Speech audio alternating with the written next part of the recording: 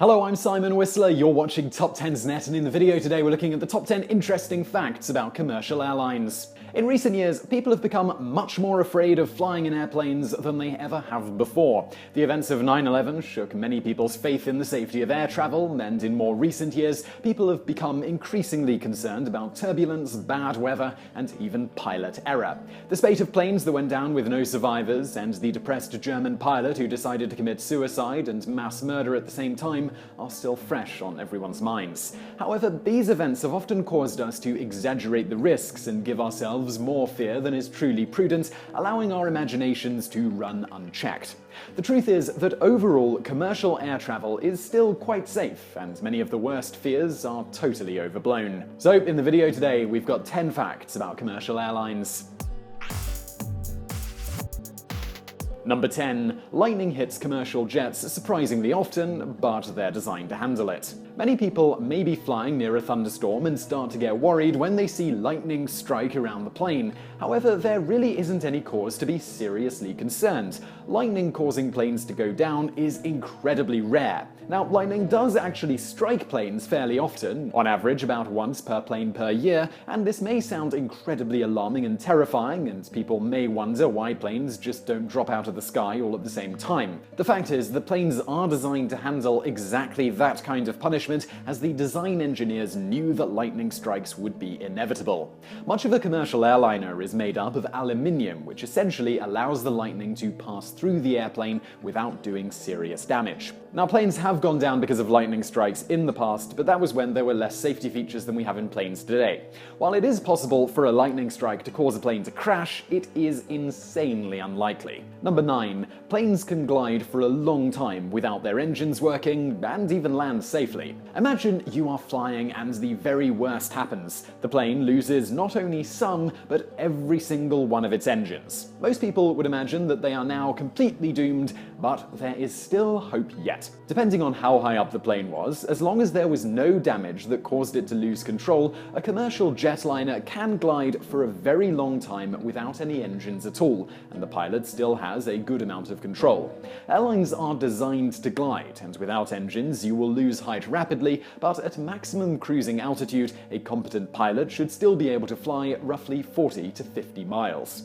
It would still be a scary experience to be flying as a passenger. The lights would dim and the oxygen masks would be released. You would have to hope that the pilot could find a large enough area to safely land the plane within the time and distance they still had left to glide, or things could get very tricky very quickly. However, if you are anywhere near an airport or airfields, you would not be in any serious danger, and the pilot should be able to bring down the plane for a forced landing. Number 8. A Japanese airline that went bust tried to prevent its stewardesses' uniforms being sold to sex clubs. In the United States, most people don't really spend that much time thinking about their flight attendants, but in Japan it is a full-blown fetish. When one of Japan's major airlines went bankrupt, one of the unique challenges they faced was trying to keep as many of their official flight attendant uniforms as possible from being sold to sex clubs and other fetish enthusiasts who really wanted to get their hands on the real thing.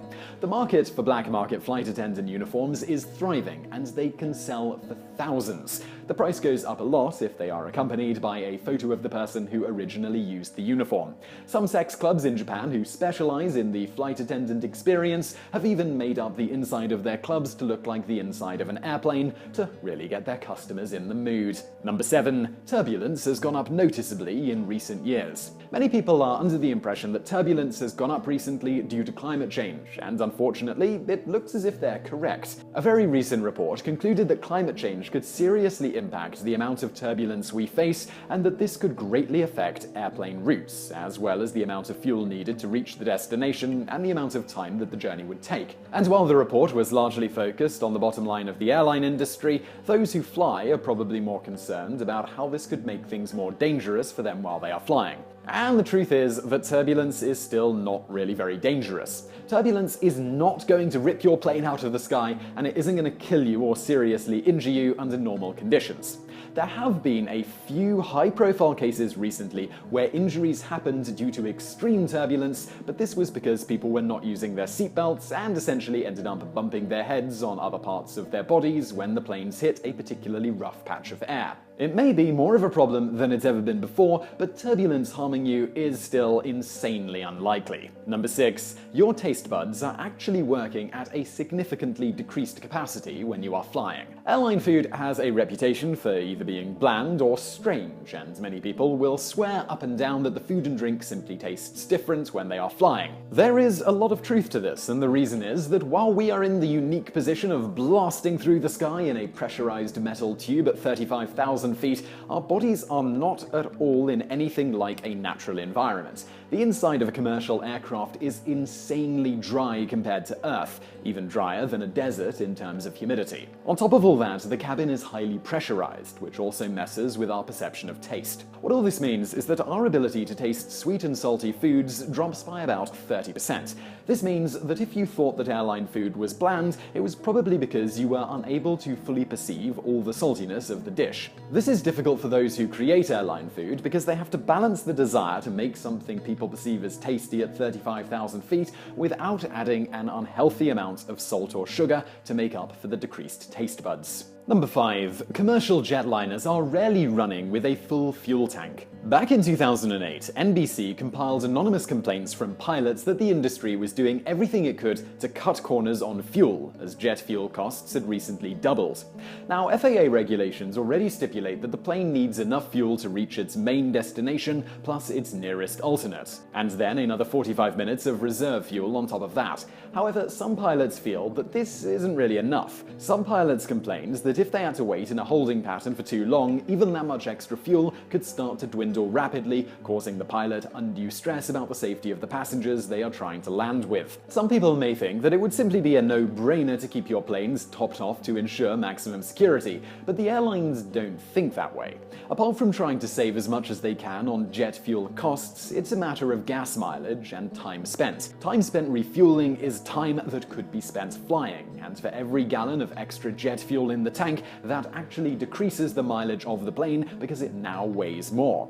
This means airlines are trying to skimp on fuel in the hopes that they can get better gas mileage, and they are stressing their pilots out while doing this. It is supposed to be the final say of the captain as to whether the plane has a safe amount of fuel to take off with, but some pilots complained that they were getting increasing pressure from their dispatchers in recent years to take off with the amounts they were simply told to take off with. While this hasn't led to any major disasters yet, it is definitely concerning that the airlines care more about their profit margins than they do about ensuring the tanks are at a truly safe level. Number 4. Airline security is actually pretty easy to sneak things through, but terrorist attempts are still rare. The TSA has been accused of being a huge waste of taxpayers' dollars, security theater that does little to actually protect us, and they've even been given the less than affectionate nickname of thousands standing around. These people are often derided for taking away small containers of soup because it is too many ounces of liquid, while failing to find more important things and generally not being trained as well as the job might need.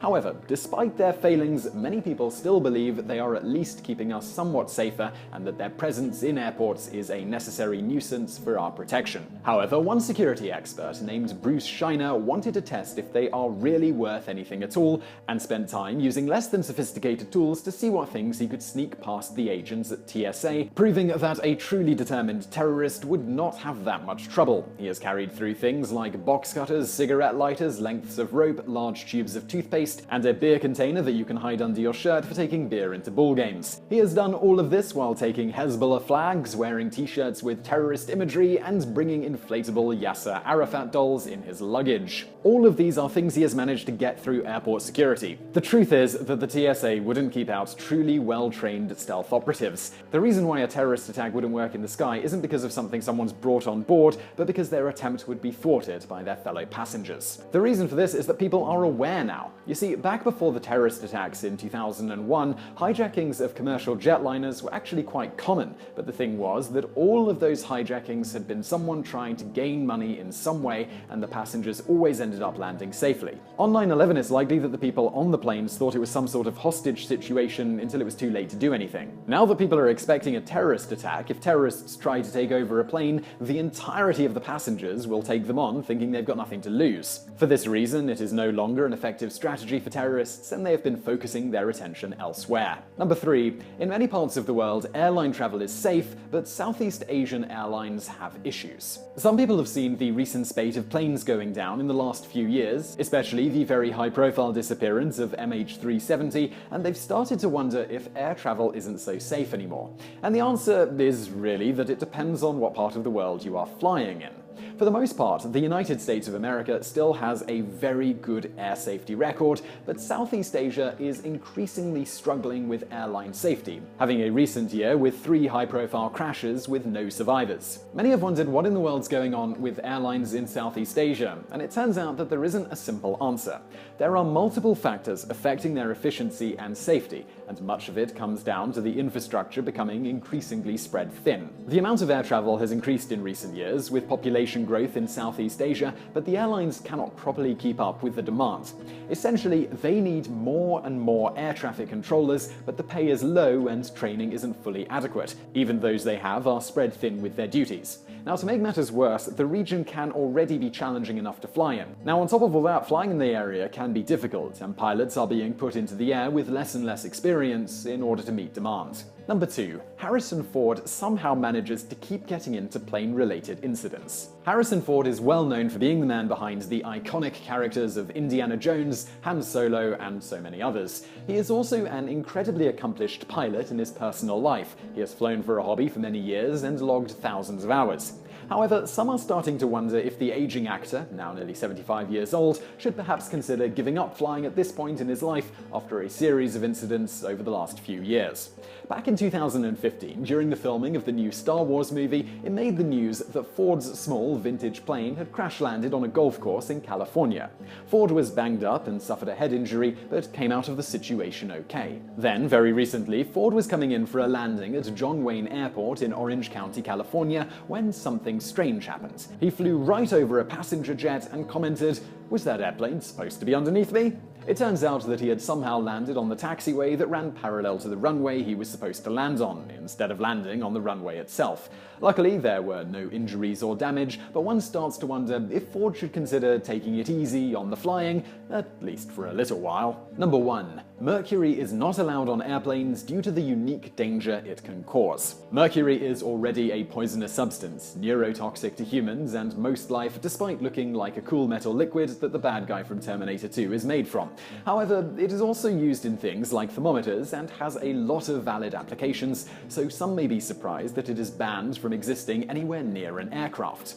The reason is that planes are made almost entirely of aluminium, and when recently scratched aluminium comes into contact with mercury, the resulting chemical reaction can tear through the aluminium like a hot knife through butter. To make matters worse, the reaction will likely show its worst once the plane has actually taken off, which is about the worst time you want damage to happen to an aircraft. There are some claims that this was attempted as a sabotage method back in World War II by various different governments who were looking for a cheap and sneaky way to destroy their enemies' weapons of war. While this may or may not be true, it is true that mercury is not something you want to bring anywhere near a commercial aircraft.